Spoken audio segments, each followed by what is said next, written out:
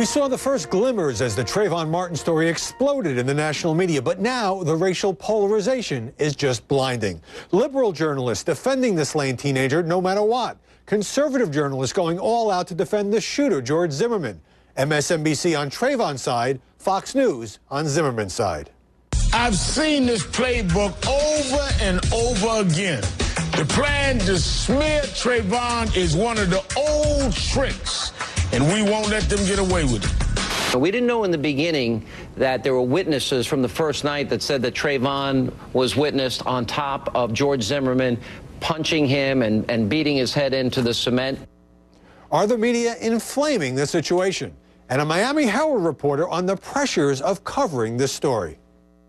All at once, I started getting emails from all these people telling me that I was a racist, that I was a sociopath, that I should kill myself.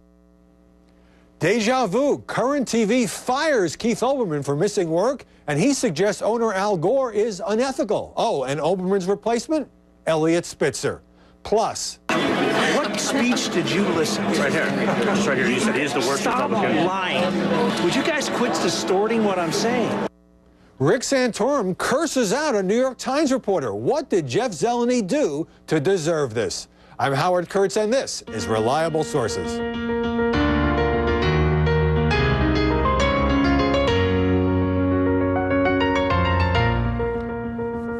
Reporters dug up new information this week in the killing of Trayvon Martin. Renee Stutzman of the Orlando Sentinel obtained the confidential account of what George Zimmerman told police in Florida, that he had been accosted by the teenager. The two exchanged words that Trayvon struck a blow, punched George Zimmerman in the nose, and that floored Mr. Zimmerman. But that account, and one in the Miami Herald, we'll talk to that reporter ahead, seemed only to harden the ideological divide in the coverage. When you turn on MSNBC, it's like watching the prosecution against Zimmerman, with any guest sympathetic to the Neighborhood Watch captain being grilled and even badgered.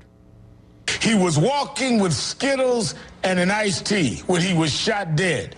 But now we're seeing new pictures of Trayvon, and they're trying to portray him as a thug. And there seems to be a right-wing media campaign to defend George Zimmerman. How are you paying your expenses if you're not working? Is someone paying you to do this for George? No, no one is paying me to do this for George. Now, have you ever heard George Zimmerman scream? You know what? What is the point of you asking me questions if you're not giving me an opportunity to answer? Okay? Answer the question. And as far as George raising his voice, yeah, I've heard him raise his voice before. Scream. Not in anger. Scream. Not in anger. Scream. Would you know what, why are we having this discussion if you're not listening? If you're not listening to my answer. And when you turn on Fox News, it's like watching the Zimmerman defense with considerable skepticism toward Trayvon Martin's side. This was described in the beginning as being shot in cold blood. Right. Well, this was never portrayed in the media as being a fight. This was portrayed as a cold-blooded murder. Zimmerman's side is saying that George Zimmerman told his father that, in fact, he was walking back to the car, and it was Trayvon who confronted him and threatened him and broke his nose and put these lacerations in the back of the head. Are you denying that that's a possibility? Let me take you back, okay? You know that there's a young lady's You can take me back, but is that a possibility that Trayvon broke his nose and pounded his head into the cement? Is that possible? Well, it's quite possible because he was the one that instigated the incident when he got out of the vehicle, out of the advice, and became a vigilante. He started the fight with Trayvon.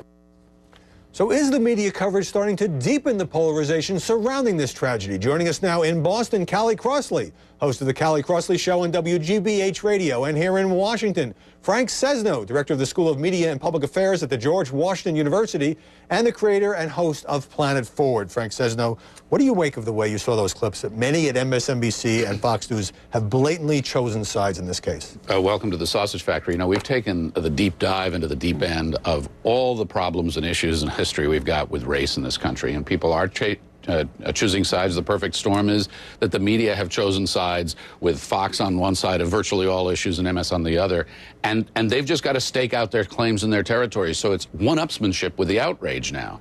The problem is that the real journalism of this story is getting short shrift. The real journalism of this story is what happened. And that's not what those conversations are engaging. And even when the journalists attempt to provide new information, Callie Crossley, for example, ABC obtaining the police video of George Zimmerman Zimmerman after he was arrested, and people who don't, who think he's the assailant here say, look, no wounds, he's not bleeding, and other people have a different interpretation.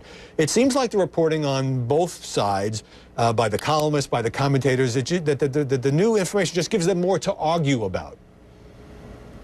And there'll be more now, because the Orlando Sentinel has just engaged 2 voice experts to look at the to listen to the 911 tapes, and both of them came back and said that the voices on the tape crying for help could not be Zimmerman. So that'll just add fuel to the fire. I couldn't agree more with Frank Sesno, and I think what's happening here is there's a great amount of identification.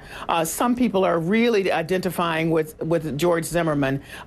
No, this is a guy just trying to protect his neighborhood, and many other people, having had the experience of racial profiling, are saying a 17-year-old unarmed kid outweighed by this guy, what else could it be? So you're correct that the journalism is getting lost, and part of that is because what's happening is we're ending up with drib-drab reporting. Here's a drip, here's a drab, and it's nothing that comes together in any one report so that you have a sense of, well, there's this, there's also this. And that is a problem, and part of that is because there's no official investigation, I have to say, in which maybe there would be a way for reporters to attack this in a more holistic way. Well, I think that's the problem, is that reporters are playing the investigators here in some ways, but because they're doing that, it comes out in dribs and drabs. We don't know what we don't know. We don't know what investigators may have. There's so much we don't know. But so much. But are the commentators who have chosen up sides, Frank says no, are they, as Bill O'Reilly among others says, are they inflaming potential violence, particularly if Zimmerman ends up not being charged? Potentially, yes, I think they are. I mean, I think that for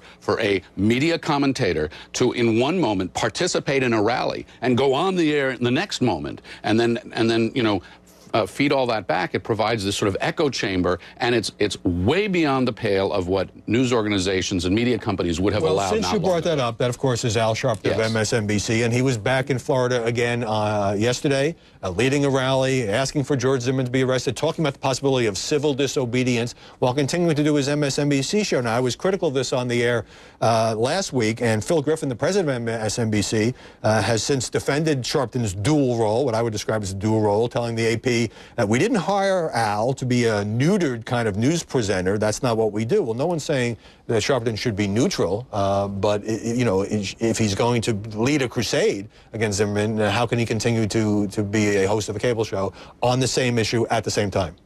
Because he can, and he is, and because the rules have changed. Go ahead. Yes. Go ahead, Kelly. And I would add, Howie, that this is highly charged. Phil Griffin's response to you was that, well, we knew what he was, and we all do to some degree. But this is so highly charged. I really think that he should do the work that he does with the National Action Network and step aside during this time, because it can't be anything but polarizing with his role on the television show as well. It just can't be anything else. Right. I mean, there are times when people recuse themselves for one reason or another, and this would be a good one, it would seem to me. Yeah, or do the show and don't go and address the rallies, because you know he is appearing with the parents. He accompanied Trayvon Martin's parents to the Justice Department, and he has them on the show, and of course he's very negative towards Zimmerman. Well, something else happens, if I may. The deeper he gets in with the family and the others, the more invested he gets in this, and in the emotion of the justifiable, understandable emotion of the family, the more that projects on the television program, and that becomes a very concerning kind of thing. Callie, you made the point just a moment ago about the way in which some people might identify with Trayvon Martin, others might identify with George Zimmerman. Let me put up on the screen a poll by the Pew Research Center this past week, percentage of people who are following this story most closely of all the stories in the news. For whites, 20%. For blacks, 52%. And I'm wondering what you make of that, and also what strikes you about the difference in which the way in which black journalists and white journalists talk or write about this case. Well, the difference is that this is very personal to a lot of folks who have written about it. They have experienced a racial profiling that didn't, you know, wonderfully lead to some tragic outcome, as had happened with, or may have happened with Trayvon Martin. But they've been in the scenario, and so they can speak about it from having had at least 3/4 of the experience, and that makes it really personal. And the other part of this is that, you know, black folks often say, is there justice in a sort of blind justice situation. Can we really get justice in this situation? And so they're looking very closely to see that in a case that is as highly charged as it is, with race as the bigger context of this, because, you know, no matter what anybody says, he looks suspicious because he's a black kid. And now what does that mean in the larger context? That's what black folks are looking at quite closely. I don't have any problem with, let me just jump in here, Callie. I don't have any problem with journalists using their own experience to talk about how perceptions of police and perceptions of violence.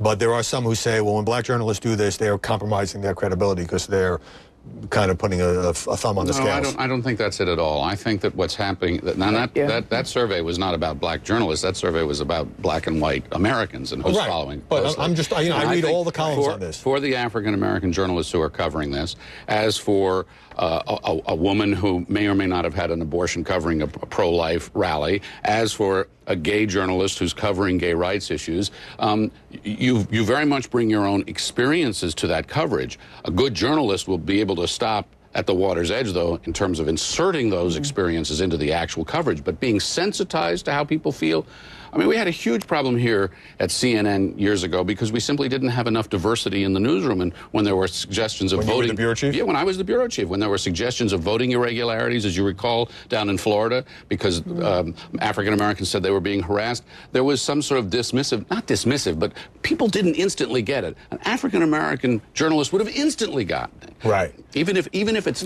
proven not to be true. It's this whole kind of, this driving while black thing. A white driver doesn't experience it when you're pulled over. The first thing you think about is, oh, it's my race. Let me just briefly mention that another point of polarization here had to do with Geraldo Rivera, who seemed to suggest that by wearing a hoodie, of course, some various journalists have been wearing hoodies, commentators, I should say.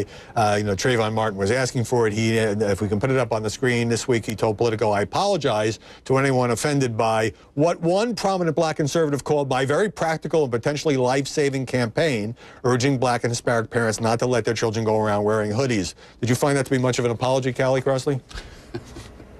I mean, no, his own son jumped on him about that. So, I mean, he said what he had to say in the moment. I think what's important there, in terms of how people took that comment, is to understand that the other reason why that a lot of black news consumers are following this story is that there is an understanding that in order for there to be, in many cases, justice, it has to be a pure victim. So when you start putting the blame on the victim, saying if he hadn't had a hoodie on, if he hadn't looked suspicious, if he didn't have the gold teeth, if he didn't have the finger up on the Facebook, maybe he wouldn't be in a position to be deserving of what came to him in the end.